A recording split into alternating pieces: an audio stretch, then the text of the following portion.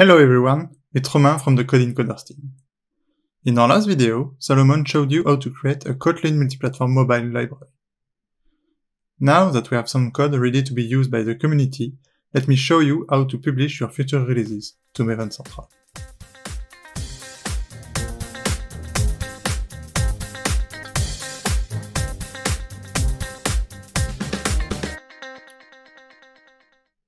Before going into details about how to deploy your libs to Maven Central, I want to address library developers who already have a library published on gcenter. This video is also for you. Publishing on Bintray and gcenter was a choice most of us made because it had less constraint and more flexibility. Note that they will be shutting down quite soon, we must migrate our publication workflow. Maven Central seems to be the right choice these days, but we need to deal with new requirements. Where Bintray was giving us some latitude on what we could upload and publish, Maven Central has always been more restrictive. Indeed, every uploaded artifact needs to be accompanied at least by the following items: a bundle of the sources of the artifact, the documentation that goes with the artifact. In the JVM world, this is the Javadoc. A well-formatted POM file. For those who are not familiar with Maven, this is the description of your project, with its name, its version, its dependencies, etc. in the XML format. And finally, every item needs to be signed to be accepted. Actually, these requirements are not that hard to fulfill, and Gradle provides almost everything we need to publish our artifacts smoothly, with two official plugins, Maven Publish and Signing. But I told you, almost. I bet you had seen me coming. When performing a publication before being available on Maven Central, all your uploaded artifacts with Maven Publish are generally stored and referenced in one staging repository that you need to validate as the final step of publishing. While this is true for standard JVM projects, this is not the case for Kotlin multi-platform ones. As Kotlin multi-platform developers, you may know that you need two machines to build your project if you are targeting Windows and at least one other native platform. By doing so, each build will invoke the publish task that will implicitly create at least a different staging repository by platform. Why at least? Because while configuring our open source coding framework projects that often implies multiple modules or submodules, we found that a unique invocation of the plugin Maven Publish on a unique machine ended up with a 10-ish implicit staging repository created. That can be really cumbersome when managing multiple libraries. This is why we need to control our publication workflow by being able to publish one release from multiple builds on a single staging repository. We will see how in a minute, right after checking on some requirements. Before diving into the configuration of your project, you will need to fulfill some requirements. I won't go into every detail, but I will give you some hints of what you need to publish on Maven Central. If you already have a Sonatype account, a verified repository, and a GPG key pair, you can just move on to the next chapter from a YouTube timeline down below. As I just said, in regards to being able to publish your project to Maven Central, you will need to create a Jira account on Sonatype and give them the possibility to verify the ownership of the group ID you want to publish on.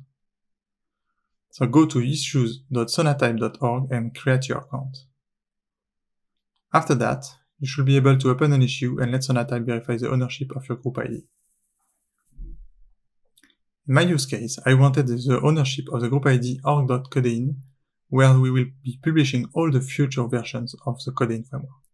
After that, Sonatype will ask you to validate the ownership either by adding a DNS record to your domain or by creating a specific repository named after the ticket number if you own a GitHub organization. Wait a few minutes and your repository will be ready to store and expose your artifact. Now you can upload whatever you want to your Sonatype repository. But if you want your artifact to be available on Maven Central, they must pass through a validation process, which will check if these artifacts are correctly signed. In order to do so, you need to generate a GPG key pair. While there are plenty of ways to generate your GPG keys, here is the quickest one. You will find links in the description if you want more detailed explanation. Note that on macOS I use GPG Suite to handle my keys. To create a new GPG key pair, run the command gpg genkey. With this, you just have to enter your name and email, a strong passphrase, and you will end up with a RSA key pair. You can list your keys with the command gpg list keys, and later on we will need to export our private key as armored with the command gpg armor export secret key with your key ID. This will print your gpg private key in an ASCII format, surrounded with these key block delimiters. I must warn you, you should never share your private key with anyone under no circumstances. You should keep it somewhere safe and do not lose it. Now comes the fun part, configuring your Kotlin multi-platform project with Vanilla Gradle. Let's start by adding the necessary plugins to your configuration.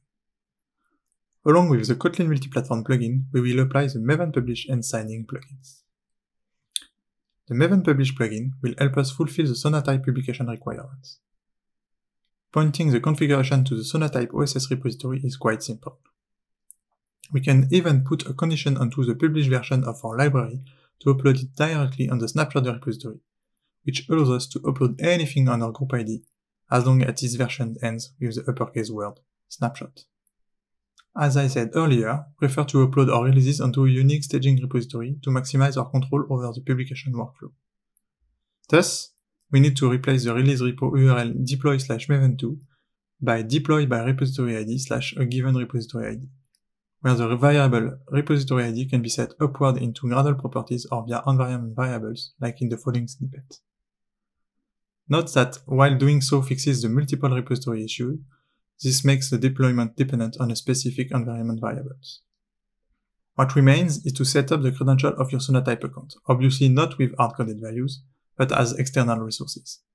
So here is a full snippet of the Maven Publish plugin repository configuration.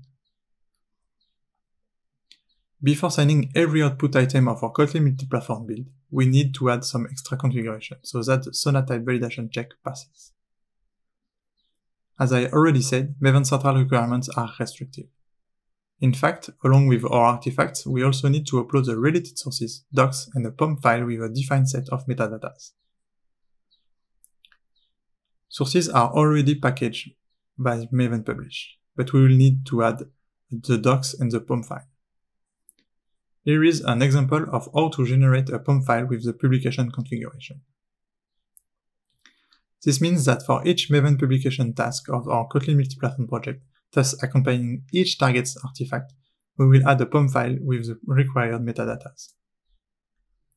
To provide some documentation to go with your artifacts, you can choose the easy way, like most of the libraries published on Maven Central, and cheat by adding an empty Javadoc with the following configuration.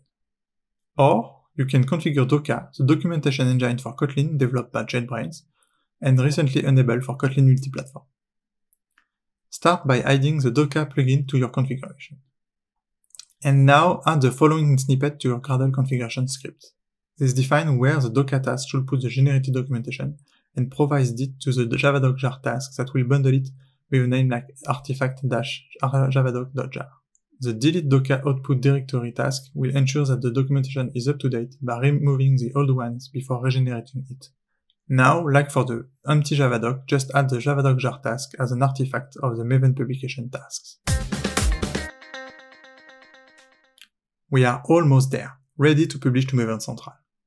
The final rule that we need to validate is that every uploaded item needs to be signed. This is really trivial once you have your GPG key pair generated.